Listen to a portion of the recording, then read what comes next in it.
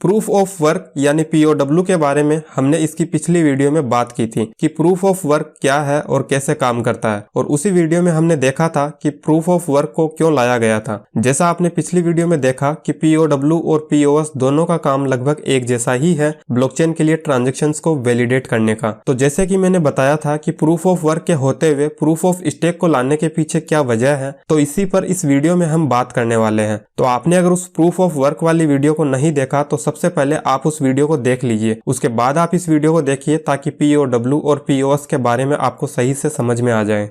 Welcome to the crypto सोच YouTube channel. यहाँ हम जानेंगे क्रिप्टो करेंसी और ब्लॉकचेन टेक्नोलॉजी से संबंधित विषयों के बारे में जिनको आप आसानी से हिंदी में समझ पाओगे। चलिए, तो आपने पिछली वीडियो में देखा कि प्रूफ ऑफ वर्क में ऐसी कुछ खामियां थी जिसकी वजह से प्रूफ ऑफ स्टेक को लाया गया। जैसे प्रूफ ऑफ वर्क में आपने देखा 51% अटैक के बारे में, उसके अलावा कैसे 51% से ज्यादा माइनर्स मिलकर खुद अपना एक ग्रुप बनाकर किसी नेटवर्क को कंट्रोल कर सकते हैं और उसमें हो रहे ट्रांजेक्शन्स के वैलिडेशंस में अपनी मनमानी कर सकते हैं, क्योंकि किसी भी ट्रांजेक्शन को वैलिडेट करने के लिए 51% से ज्यादा माइनर्स को उसे वेरीफाई करना होता है। तो अपने आप में ये माइनर्स का ग्रुप ही चाहे जैसे वेरीफाई कर सकते हैं। तो इसको रोकने के लिए इस नए मैकेनिज्म प्रूफ ऑफ स्टेक यानी POS को लाया गया।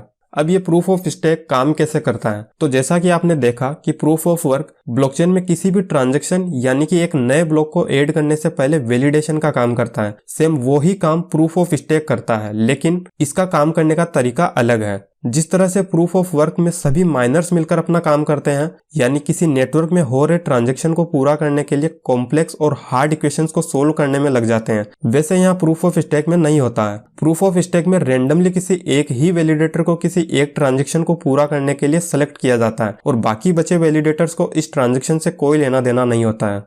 यानी प्रूफ ऑफ स्टेक में एक ट्रांजैक्शन को पूरा करने के लिए किसी एक ही वैलिडेटर की जरूरत होती है, यानी एक काम को पूरा करने के लिए यहाँ इसमें कोई कंपटीशन नहीं होता। और जैसे ही किसी एक वैलिडेटर के द्वारा एक ट्रांजैक्शन को पूरा कर दिया जाता है तो उसे ब्लॉकचेन में ऐड करने से पहले सभी वैलिडेटर्स वेरीफाई करते हैं, और अगर एक भी वैलिडेटर प्रोसेस को यानी ट्रांजैक्शन को रिजेक्ट करता है तो उस ट्रांजैक्शन को ब्लॉकचेन नेटवर्क में ऐड करने से रोक दिया जाता है। और अगर सभी वैलिडेटर्स मिलकर वेरीफाई करते हैं कि ये ट्रांजैक्शन सही है, इसमें जो भी कॉम्प्लेक्स इक्वेशंस को सोल्व किया गया है उनमें कोई गलती नहीं है, तो फिर उस ट्रांजैक्शन को ब्लॉकचेन में ऐड कर दिया जाता है हमेशा हमेशा के लिए, जिसको फिर कभी कोई बाद में ना ही हटा सकता है और ना ही बदल सकता है। और इसके बाद जिस वैलिडेटर ने इस ट्रांजैक्शन को पूरा किया था उसको इस काम के बदले कुछ रिवार्ड मिल जाता है। अब बात आती है कि प्रूफ ऑफ स्टेक में वैलिडेटर्स अपना काम कैसे करते हैं। क्या उनके पास कोई माइनिंग मशीन होती है या हाई प्रोसेसर वाले कंप्यूटर होते हैं? तो देखो, प्रूफ ऑफ स्टेक में ऐसी किसी माइनिंग मशीन या सर्वर जैसे सेटअप की जरूरत नहीं होती है। इसमें वैलिडेटर बनने के लिए सिर्फ स्टेकिंग करनी पड़ती है।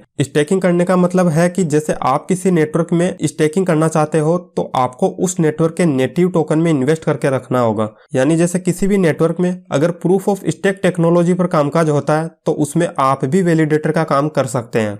जैसे आप कुछ कॉइन्स स्टेक कर सकते हो और बस उसके बाद आपको कुछ नहीं करना पड़ेगा। जैसे ही आप अपने कंप्यूटर या मोबाइल से स्टेकिंग करते हो तो आपके रखे हुए कॉइन्स स्टेकिंग में होते हैं, जो कि किसी ट्रांजैक्शन में हो रहे इक्वेशंस को खुद ही ऑटोमेटिकली सोल्व करते हैं, और जो आपने स्टेकिंग किया उसके बदले आपको कुछ स्टेकिंग रिवार्ड दिया जाता है। तो कुछ इस तरह से प्रूफ ऑफ स्टेक काम करता है। अब बात आती है कि प्रूफ ऑफ स्टेक के आने से क्या फायदा हुआ। जैसा कि आपने देखा, प्रूफ ऑफ वर्क में सभी कंपटीशन में लगे होते हैं एक ही काम को करने के लिए, जिससे एक माइनर के अलावा सभी का इलेक्ट्रिसिटी पावर और एनर्जी वेस्ट हो जाता है। लेकिन POS यानी प्रूफ ऑफ स्टेक में बस स्टेकिंग करके जो वैलिडेटर्स का काम करते हैं उनमें से एक टाइम पर एक ट्रांजेक्शन को पूरा करने के लिए सिर्फ किसी एक वैलिडेटर को ही सिलेक्ट किया जाता है, जिससे बाकी बचे वैलिडेटर्स को कुछ नहीं करना पड़ता है। और प्रूफ ऑफ वर्क में माइनर बनने के लिए जैसे काफी महंगा सेटअप करना पड़ता है, वैसे प्रूफ ऑफ स्टेक में ऐसा कुछ नहीं करना पड़ता है। इसमें बस जिसका जितना ज्यादा स्टेकिंग अमाउंट होगा उसको ज्यादा ट्रांजेक्शन्स को सोल्व करने का काम मिल सकता है।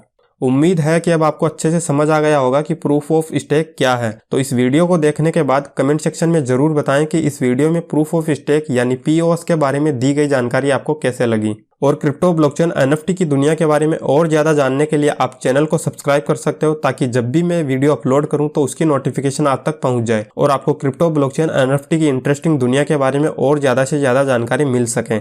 आपसे फिर मुलाकात होगी मेरी अगली वीडियो में। तब तक के लिए क्रिप्टो सोच साइनिंग ऑफ।